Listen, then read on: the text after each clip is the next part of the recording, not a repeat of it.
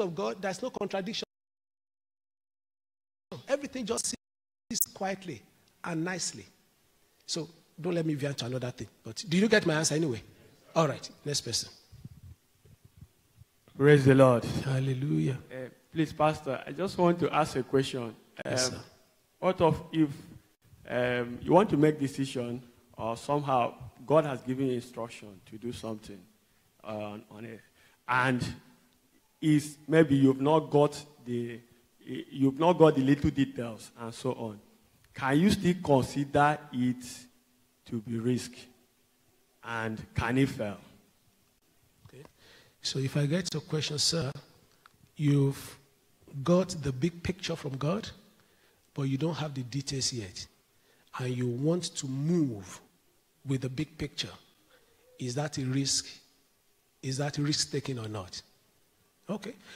To start with, there's nothing wrong in taking risks to start with. Remember, we said tough calls are risk anyway. So don't let's even predicate it on whether it's a risk or not. Risks are good. The whole Christian life is a risk, to an extent. So I don't have problem with risk. We have to. Don't go away from here with that impression that we have to. I'm standing here because I've taken risk. So yes, I've taken huge risks. So we all are risking it. Now, the question, if I may respectfully say, will have been, when I have the big picture and I don't have the full details yet, could it be a step of faith for me to step out based on the big picture without waiting for the full details? Or how much of full details should I wait for before I step out? Is that a question all of you can relate to? Good. And so the answer is very implicit, isn't it? Number one, God that has given you the big picture, don't stop praying. That's my suggestion. And I'm sure anybody here can answer that question now, since we've teased it out. Don't stop praying. Can start taking little steps. Remember your lines again. Be ready to be maneuverable. If God says, so it's a journey. When Abraham left the land of Hor and was going into the promised land, God did not give him the full map, did he? No, he did not.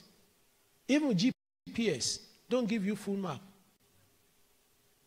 Well, you can read it if you want to, but if you really want to follow instruction of the GPS, it will first tell you, take the second exit. Good ones will say, after the second exit, prepare to turn right. You agree with me? But can you imagine, for a moment, the GPS in your own car, as you start off from your driveway or from wherever you park, and it says, head to the main road, go 3 miles, turn right. When you go further down the road, there's a roundabout there, turn left and right, stop, there will be a traffic light, and it downloaded 10 minutes of instruction for you as you are driving out. Do you see how easy it is to reach your destination? That's exactly why God gives instructions step by step. They are easier to follow. And it's always very helpful for us to follow his pattern. It started right from the Garden of Eden. Don't eat it. He didn't tell them for that reasons. The devil came, there is another thing he should have told you. And there's always, he's still playing the same game. Since chapter 3 of Genesis, there's something that he should have told you. There's nothing that he should have told you for that moment. When you needed to know it, you will know it. Leave your father's house, your kindred, and your family, and go to the land that I will what? Show you. So it has to be step by step. No other way. All right. Praise God. Yes, sir.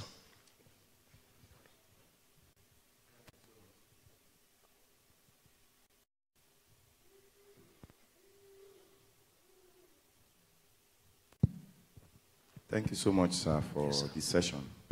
I just want to pick up on the experience you had with 29 Palmerston Road while on the flight with the brother you told us about, because that really touched me.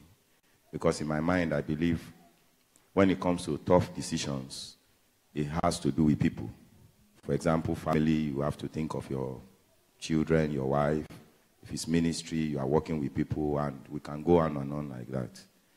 And it's not in the Bible, but there's a saying that, and you could have fallen into that, sir. There's a saying, they say the voice of the people is the voice of God. You could have, maybe God is trying to use this brother to speak to me. And again, if I take it a bit further, working with people, maybe when you call the committee together, because I wrote it down that, did you share the vision with the team? Is it that the brother did not catch the vision? Is it that I did not believe in it? So when it comes to ask my question now, I'm just in my mind thinking the place of vision when it comes to tough decisions, and when it looks like people did not catch the vision, or maybe they do not think is the right thing to do. You mentioned in the passing, but I'm just wondering how you can help us, because it's something very important. Okay. Thank you very much. Let me give a start to that one. If you have comments or you want to help us further, please feel free to do so. Very profound question, very profound. And you're talking from the position of a leader, casting a vision and all the rest of that. All visions will be tested. And most people begin to divert from their vision when obstacles arise. So you could have caught the vision, but I told you the money was not coming in. I told you it was looking bigger than he thought. And immediately, because of level of maturity, because maybe part of the providence of God so that I can tell this story, because he was not the primary visionary, it was very easy for him to be diverted from it. There are many people that started out in the Bible. They could not reach the land. Israel wanted to get to the promised land, but opposition and obstacles of life changed their vision. So, many a times you cast vision, even as leaders, and you are very right. If God had not been gracious unto one, I could have used that sound principle. You don't even need to use the secular saying or the voice of people. I could have used Proverbs 11:14. In the multitude of counsel, that's a multitude of counsel. Those are my counselors. So the devil could have used that as a basis for us to move away from that. So the question really that you have asked is, how vulnerable are visions on the journey? GPS. You start counting down. You are now 5 miles away from there. And you've been turning this, you've been turning that. And suddenly you recalculate. You are now suddenly 7 miles. You're still going on. If it's one of the older ones I didn't tell you because traffic condition has made him to recalculate and change, it changes again. After a while, you start losing confidence in that GPS. An opposition of life is the greatest hindrance to any vision. And so, that is one thing leaders and everybody must factor in. It does not always go as you think it will go. But that does not mean the end has changed.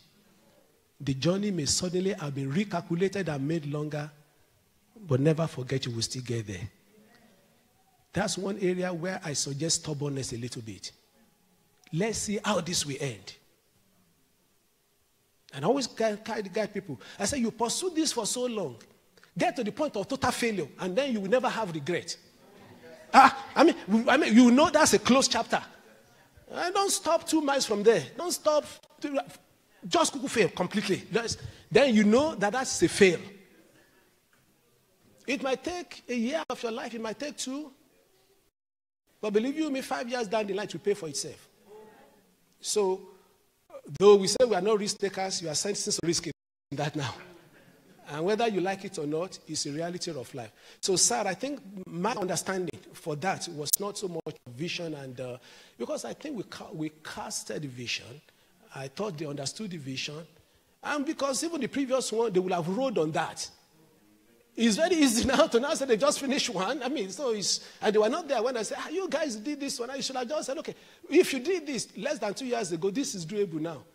But the devil is very cunning. He decided to bring another reason. The reason is that the one you did, instead of leveraging on that, you are doing this one because you are now big-headed. And the devil will always come with something else. Amen. May the Lord help us. Amen. Okay, Pastor Eda. Yeah, I would just like to confirm that. I was counselling a man, and 32 years, I think it was, he applied to go to Bible school and everything. He fasted, he prayed, he put a deadline on it. And you know, the answer was actually in the post. And because we have no post at the weekend, the answer didn't come till Monday. So he said, no, God doesn't want me to go. And he was never, ever content. He struggled through his work. You know, he was a born leader, but he just never filled the call because he's so set. The mindset said, no, it never comes, so God doesn't want me. I said, but it did come. The answer was in the mail. I says, you know, you need that flexibility. Absolutely. You know, for the answers. So we really do Amen. have to watch that bit. Okay, thank you. Very good, very good, very good. And that's the same issue of drawing the line. And it's usually, respectfully, hope I'm not being too hard. It's something I've been dealing with and I've dealt with. Hope God will help me finish dealing with it. It's the issue of pride. You know, we want to save face. You know, we all want to appear tough. Nobody wants to appear that, well, I've changed my direction. Feel free, feel free. The end we tell. Okay? All right. Okay, I think we make that the final. They've been telling me time up, but I'm ready to stay here. Yes, a quick addition to this, and you picked on the last point. A leader that has a testimony to share, similar to what he's asking you to do in a new vision. It's a given. And there's a place of leadership and a place of sharing a vision. If your vision is being questioned at the last minute, not at the beginning where it's been ratified, I think there's a problem. So you assign responsibilities to people. Sometimes it might not be the right people, and that is a learning also for that leader. I've assigned it to, this man has done well in a particular place. that's true. Then, no, maybe he's not the right one, and I have misjudged that particular assignment to him. Okay. Because I know the history of the Palmerston, I know the history of this place. I know the history of Pastor Dako's church. So the three men involved cannot tell me now that they want to, when I have the testimonies and I've been part of it, and I ask them questions. So I think, I'll hate to know who this person is, but but when you have great men that have visions and they have testimonies to back it up, I think the man is shortchanging himself. Because I don't know how he'll look at you. I don't know if it's still in your church. It can be, it must be disheartening to see it happen where he has failed. So I think that is another learning. How do you bring that kind of person back into the fold? Thank you. Yeah.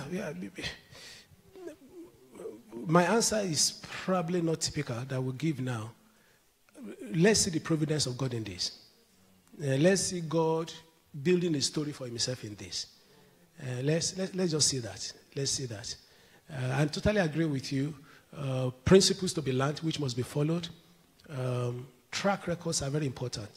I think Acts chapter 13, it says there was a prophet, there was a man, Agabus, whose daughters prophesied. He said it was the same him that prophesied there will be famine in somewhere, and the famine took place. And immediately after that, he then told Paul something or something like that. You remember that part of the Bible? Okay. Why did the Bible say that? Track record. This man has been prophesying. The last prophecy he gave was true. And therefore, and even, when he prophesied unto Paul and all the rest of that, Paul was even working. Of course, the prophecy came to pass. You are a senior apostle. My track record is speaking. How much more when the role was reversed? It was Paul that was even, if we look at, church government hierarchy, it was Paul that was above. And God was saying, this younger man has a track record. Paul listened. But providence of God was that Paul must go to Jerusalem. So the prophecy was true. Paul decided to go to Jerusalem to Jerusalem so that he could die there and all the rest of that. So I think it's more the providence of God, but the lesson is learned for everybody, including myself. When visionary people that God has placed by our side, whether they are, people hierarchically God has placed above us or our peers, or people that God has placed coming after us, let's look at what God has done. Does not necessarily mean that we do it again, but let that open you up. Let that bring the benefit of the doubt. Don't just have that audacity, and I don't go to that's where you were going. That would have a bit audacious to just then rubbish everything. And I said, big head, where was that coming from? Why would you think that? But remember, there's an enemy outside there that is always also playing his game with every one of us. So the lesson is that you and I are not immune from that. Let's be careful. And the Lord will help us. God bless you all. Thank you very much.